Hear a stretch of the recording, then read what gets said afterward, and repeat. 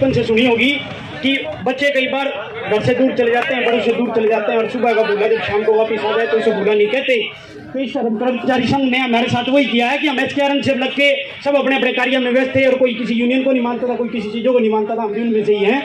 तो इस संघ के जरिए इन्होंने हमें अपनाया है और हमें यहाँ बोलने का मौका दिया है, तो सबसे पहले इनको बहुत बहुत दिल की गहराइयों से धन्यवाद। और दूसरी बात, सारे साथियों ने, सभी विभाग के सदस्यों ने, सारे कर्मचारी संघ ने सरकार के बारे में तो बता दिया, लेकिन मैं अपने पंचायती राज विभाग के बारे में थोड़ी सी बात बताना चाहूँगा। और जो ये सरकार जो ये बात कर रही है ना, HKRN पॉलिसी, और जो महिपाल डांडा जी का बयान आ रहा है कि हमने तो किसी एक घर में चूल्हा जला दिया जी, उसको मत बुझाओ जी, हमने तो LEC पॉलिसी बनाई है, तो आप इसको HKRN पॉलिसी मत कहो, आप इसको कहो यूज एंड थ्रो पॉलिसी, कि हमने तो बाकी यूज थी, हमने आपका यूज करा, बाद में आपको थ्रो कर दिया, तो इससे ज़्यादा हमारे से आप उम्मीद मत रखो। तो हम इनकी बात को मान लेंगे कि हमने इसी नीति से इन्होंने हमको लगाया था। और हरियाणा कौशल रोजगार में जब हम पंचायती राज जई में लगे थे, तो पूरे पंचायती राज जई में कोई भी ऐसे पुराने एक्शन, पुराने SDOs इतने कोई भी सक्षम नहीं थे जो HCWP पोर्टल जो बना रखा सरकार ने उसको चला लेते हो। हम सभी वो साथी नए जई थे जिन्होंने उस पोर्टल को चलाया और सरकार का इस विभाग को चलाने का काम करा। आज इस विभाग में तो पक्के जई आगे तो हटाने का रास्ता दिखा दिया। और रही बात जो है, सरकार डंके बजाती है कि हमने इतने रोजगार दे दिया, इतनी पक्की नौकरियां दे दी।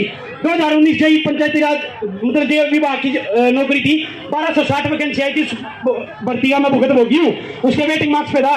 ये तो वो सरकार और वो कमीशन है जो हरियाणा में सवाल पूछते हैं, बोले हरियाणा के राज्य में बहने वाली मुख्य नदी कौन सी है, और ये उसका गंगा उत्तर मानते हैं। यमुना का इन्होंने उचित खत्म कर दिया। एक क्वेश्चन उसी विभाग में था कि पश्चिमी गढ़वाल के हिमने से निकलने वाली मुख्य नदी कौन सी है, ये उसको यमुना की जगह सरस्वती मानते हैं। जिस सरस्वती का आज तक किसी को ये नहीं पता कि सरस्वती का कहां से निकलना था, उसका ये आंसर मानते हैं, और उस आंसर की मगज लेकर के बाद में ये आंसर की रिवाइज के माध्यम से डॉक्यूमेंट वेरिफिकेशन दोबारा कराते हैं। उसमें अपने आदमियों को घुसाने का जो 10 नंबर इन्होंने चला रखे थे उसके जरिए करते हैं।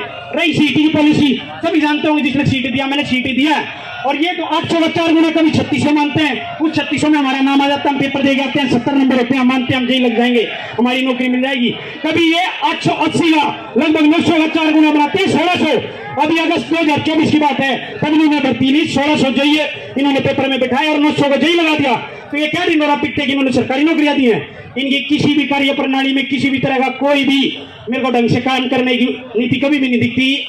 और हमारा सबसे यही, जितने भी हमें क्या कहना, मैं पंचायती राज का जई हूँ, ना आप PET के हो, ना आप स्वास्थ्य विभाग के हो, हम सभी, मैं आप सभी से यही रिक्वेस्ट करूंगा कि हम तो जो इन्होंने यूज एंड थ्रो पॉलिसी के चुनने थे वो तो चुन लिए, अब हम सभी को समायोजित हो जाना चाहिए हरियाणा कर्मचारी संघ में, और उसी के साथ उसी के बैनर के नीचे खड़े होकर बोलना चाहिए।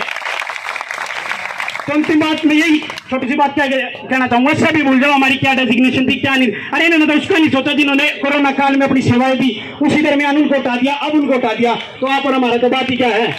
तो इस बैनर के नीचे रह के हम सबको एक हो जाना है, नाम HKRN है, हम नाम कुछ और है, हमारे हरियाणा कर्मचारी संघ के बच्चे हैं, उनके साथी हैं, जिस भी तरह से हमें मार्गदर्शन दिखाएंगे उस मार्गदर्शन पे हम चलेंगे। और रही बात जैसे आजादी की लड़ाई है, जैसे ये कहते आ रहे हैं हमें आगे के लिए जुड़ते रहना है इनके साथ, महीने 2 महीने में, 15 दिन में, 20 दिन में, जब भी हमें कॉल दे, चाहे हमें रोजगार मिले, चाहे हमें रोजगार ना मिले, या हमें आगे किसी और एडजस्टमेंट कर दे, हमें इस संघ का भूलना नहीं है। इस संघ के साथ इनके कंधे से कंधा मिला के, इनके पैरों के पीछे चल के इस संघ को और मजबूती देनी है, और अपने प्रति जैसे आज ही हमारे लिए आवाज उठा रहे हैं, उसी तरह से आगे जब हमारी नई पीढ़ी आएंगी तो उनके लिए आवाज हमें उठानी है। बहुत बहुत धन्यवाद।